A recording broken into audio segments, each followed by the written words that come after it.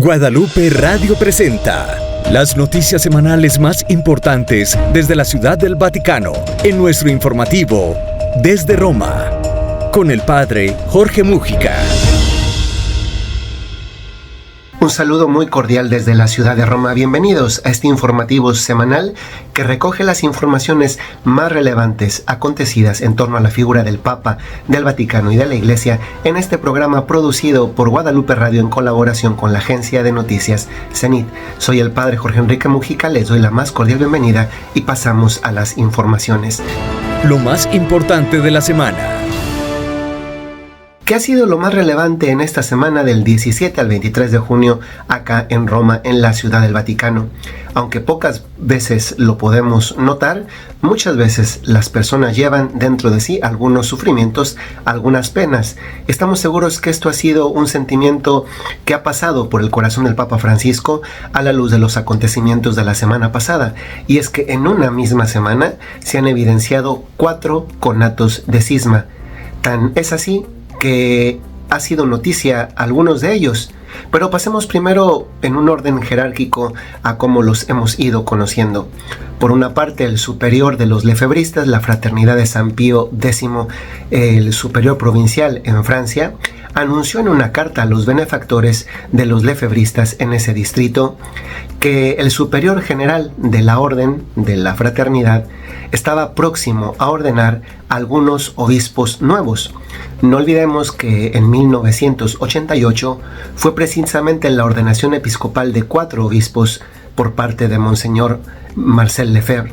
lo que llevó a un cisma en la Iglesia Católica, un cisma que después fue revocado por el Papa Benedicto XVI en un acto de misericordia, de tender puentes, y que sin embargo parece que ha sido contestado en este momento del pontificado del Papa Francisco. Este anuncio, que aún no ha sido oficializado por las autoridades de la Fraternidad San Pío X, sin embargo viene de una de sus autoridades en un distrito tan importante como es precisamente el de Francia. De proceder a una ordenación episcopal sin mandato pontificio, es decir, sin autorización del Papa, el Código de Derecho Canónico prevé la excomunión, la desentencia. Eso significa que pasarían a estar en la misma situación que estaban antes de la revocación de la excomunión por parte de Benedicto XVI, y dado que muchos de ellos se consideran sedevacantistas, un término que aplica a no reconocer al actual pontífice, esto de facto supone un nuevo cisma. Se trata de algo que el Papa Francisco tiene que enfrentar en las próximas semanas y especialmente apenas se produzca esas ordenaciones ya anunciadas. Por otra parte, muy cerca de Francia se ha producido también de hecho un cisma que para este momento ya ha sido declarado. Las monjas de un convento, monjas clarísimas de un convento cerca de Burgos, el convento se encuentra en Belorado, se han manifestado, se han declarado en desacato al Concilio Vaticano II y a las figuras de los papas.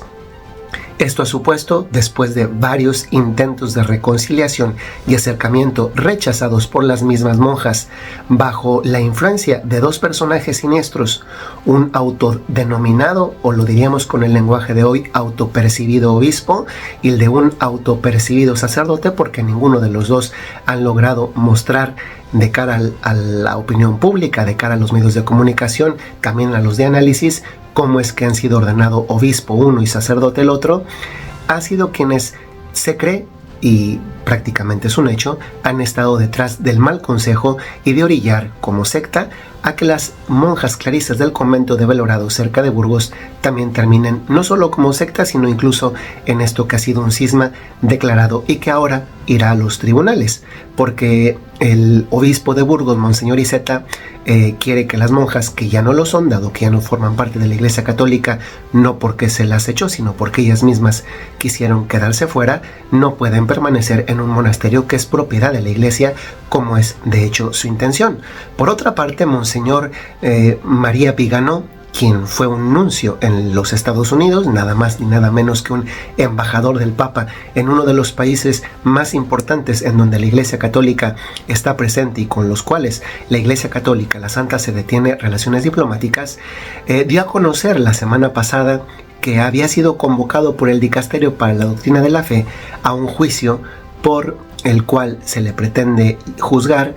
por cisma. De hecho, él ha desconocido la autoridad del dicasterio, también la autoridad del Papa, con unas posturas que cada vez son más radicales y que cada vez encuentran menos apoyo, incluso entre quienes ya de por sí a veces llegan a ser radicales. Y no olvidemos que Monseñor Viganó, que en un principio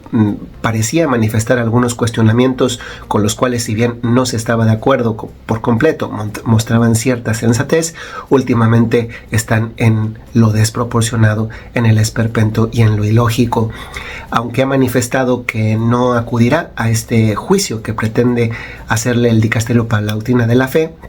Monseñor Viganó ha sido cuestionado en medios de comunicación, especialmente italianos, muy recientemente, porque no se conoce a ciencia cierta el destino del dinero que consigue a través de donaciones. Finalmente, un último cisma que tendrá como fecha para saber si se efectúa o no es el de una de las comunidades católicas orientales en comunión con el Papa más numerosas, de hecho la segunda solo después de los greco-ucranianos, y me refiero a la iglesia Siro-Malabar, que se encuentra especialmente en el estado de Kerala, en India.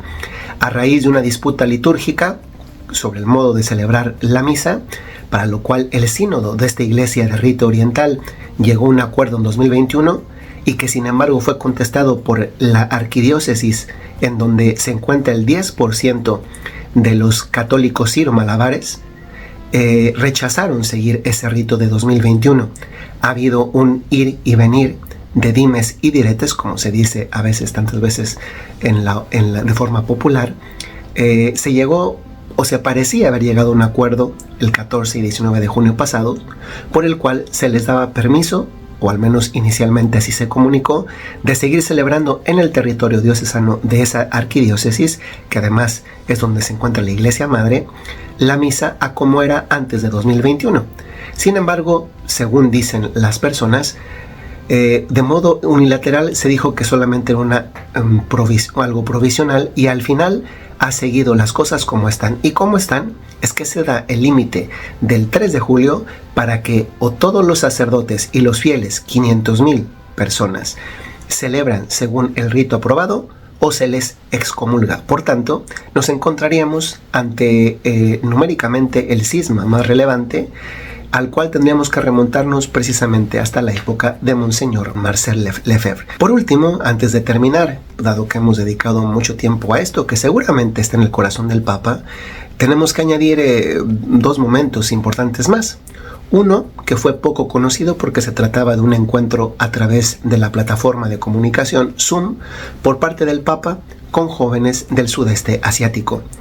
La semana pasada, precisamente, o más concretamente el jueves, uno de esos chicos se puso al tú por tú con el Papa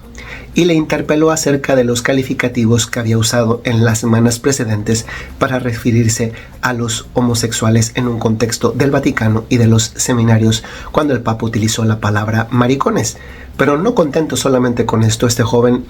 que le pidió que dejara de usar ese insulto, también le pidió al Papa algo un poco desproporcionado, y me refiero a que pidió que aprobase el divorcio en Filipinas, un tema que está discutido políticamente, pero que tenía que ver también con la vida de este joven y la de sus propios padres. Finalmente, la semana terminó también con un poco más de dolor para el Papa, porque murió el que fue su confesor, un franciscano. El Papa tuvo el gesto de acercarse al lugar donde estaba siendo velado la mañana del domingo 23 de junio. Y con esta información solamente decimos elencándolo que la semana pasada, que quizá hubo menos agenda pública del Papa, quizá por esta serie de acontecimientos, el Papa también tuvo uno más de sus encuentros de reuniones con su consejo de cardenales, quienes le aconsejan, como el nombre lo indica, sobre el gobierno de la iglesia. También estaban presentes 3 mujeres. Los 3 temas tratados fueron nuevamente el tema de las mujeres en la iglesia, el tema del Código de Derecho Canónico y el tema de una economía en un contexto más amplio a nivel iglesia. Son 3 temas que también fueron tocados en el sínodo sobre la sinodalidad de octubre del año pasado, y que está próximo para octubre de este 2024 en su segunda y última parte. Con esto nos despedimos, un saludo muy cordial desde la ciudad de Roma a todos los que nos escuchan y que también nos ven a través de Guadalupe Radio, la radio que también se ve, y de la agencia de noticias CENIT. Hasta luego. Guadalupe Radio presentó las principales noticias desde el Vaticano en Desde Roma, con el padre Jorge Múgica.